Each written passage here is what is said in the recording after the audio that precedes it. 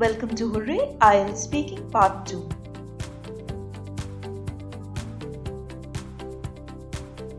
Here is a description of what the IELTS speaking is like. The time limit for this is 11 to 14 minutes. You cannot speak for less than 11 or more than 14 minutes as you will be penalized. There are 3 parts in the IELTS test. Every test is recorded. On request, you can also get your test video recorded. The 3 parts are general or self-introduction, which lasts between 4 to 5 minutes. Then you have part 2, which is your cue card round, where you will be given a cue card topic. This part lasts for 3 minutes. The first 1 minute is given for preparation, whereas the remaining 2 minutes are given for you to speak. Part 3 is a discussion on the cue card topic, also known as the follow-up round. Here you will be given around 4 to 5 minutes and you will be asked a series of questions.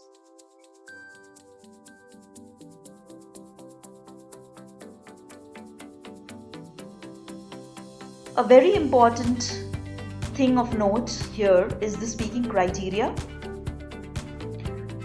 The speaking criteria are as follows. The first one is fluency and coherence.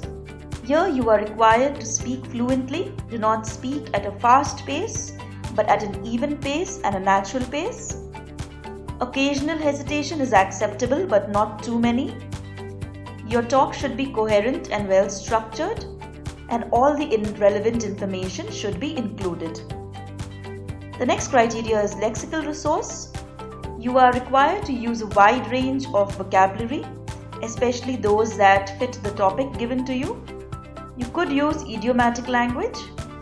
Some mistakes are accepted, but not too many.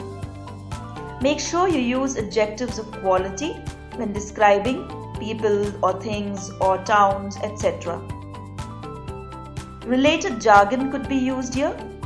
Words related to a particular field that you are asked about could be used, as that will increase your score in the lexical resource, which is actually the vocabulary section.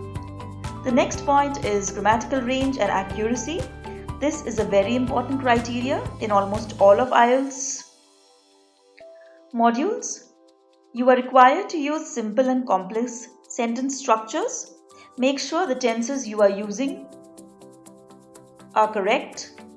Listen to the questions asked and answer based on them. The final criteria is pronunciation. You are required to use correct intonation, connect your speeches properly, use word and sentence stress.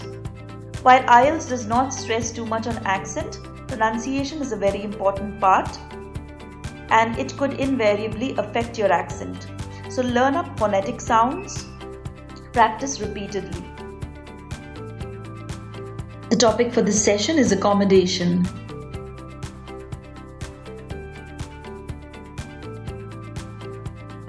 Here is a sample question.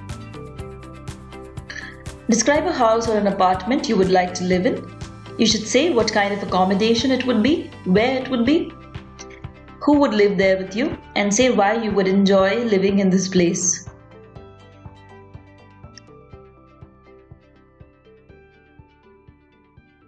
You can use these points to elaborate. Pick a type of house, describe the interior and exterior. Also talk about the facilities it has or the amenities it has. Describe the location, list down the activities you would do and the people you would like to be with in this particular place.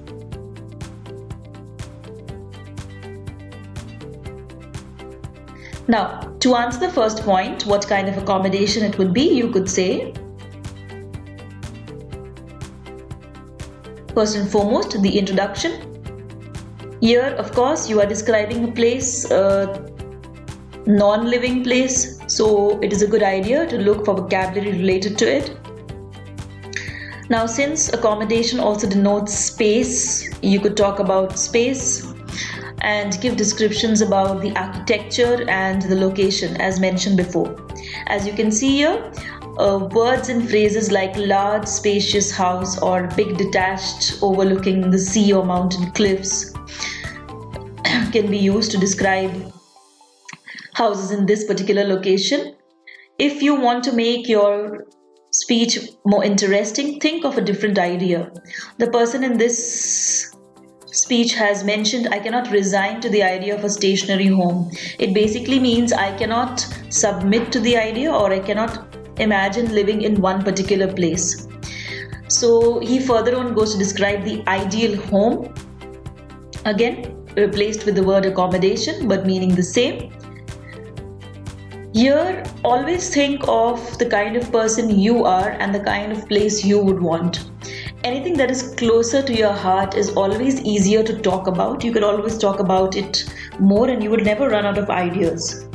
In this case, he's speaking of a mobile home, which is a movable home, yet something that is fixed with all modern appliances.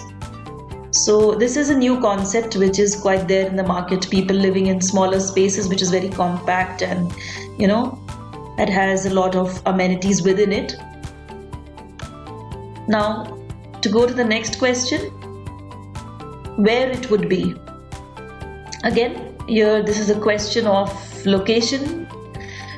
So expand your answer and give background information here. You have to just not mention one word that it will be here and stop there. You have to explain further. Taking a cue from the previous sentence, where he talks about the mobile home, you could continue. This would ensure your coherence. And you could say the best thing is that I could live wherever I wanted, or at least have lots of holidays and be able to take all my home comforts with me wherever I traveled. I realized this would have to be a second home as I'd need a base or a permanent address, but the mobile home would be the accommodation I'd find exciting to live in. So since he is talking about a movable home, you cannot have a fixed location. So describe more about what the mobile home would offer and why you would like it to be in that particular manner. If you were talking about the whys, you can see the last sentence in this point. He says, I could ride under the stars and take inspiration from my adventures. Who would be living there with you, or who would live there with you? Now here again, expand your answer, keeping in mind the different times or the different kind of ideas that you've put out. You could expand this answer. You could say, now here in this case, the person says, I suppose once I settle down and have children, I'll want to get on the property ladder. Now look at the phrase used here, to get on the property ladder. It basically means to invest in property or to invest in homes like most people do. I'll be like everyone else, saving up to put down a deposit. So this is the correct phrase for,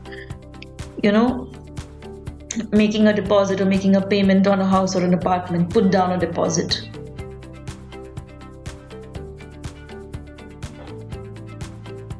Finally, say why you would enjoy living in this place. You can explain further. You can give instances here, or you could just wrap it up in a sentence. But in this case, the person says, I don't think my family would want to live in a mobile home, but I'd like to think that I'd still keep that dream home in mind. So you are covering a hypothetical situation here, basically, an imaginary situation or something that you plan to do in the future. At the same time, you are ending with the idea that you are looking forward to it. Now, when you're looking forward to something, now this is something that he aims to do. So using the word dream before that particular noun will always give the idea that, okay, this is the aim or the goal to reach in the end.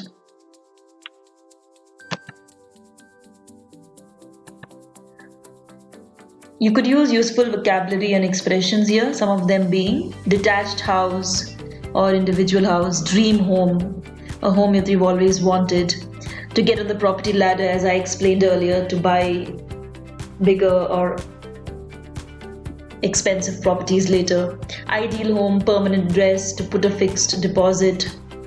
All of these words are related to the topic given. So use these expressions and phrases. You can actually make sentences with these words and phrases to improve your language skills. You can write it down and then speak it out aloud. So that will give you a little more confidence.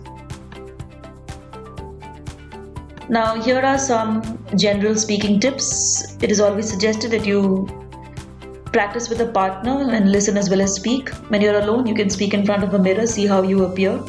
Practice your conversation, record it, surround yourself with the English language, and by that I mean listen to English songs, practice with movies, music, listen, without subtitles and then with them.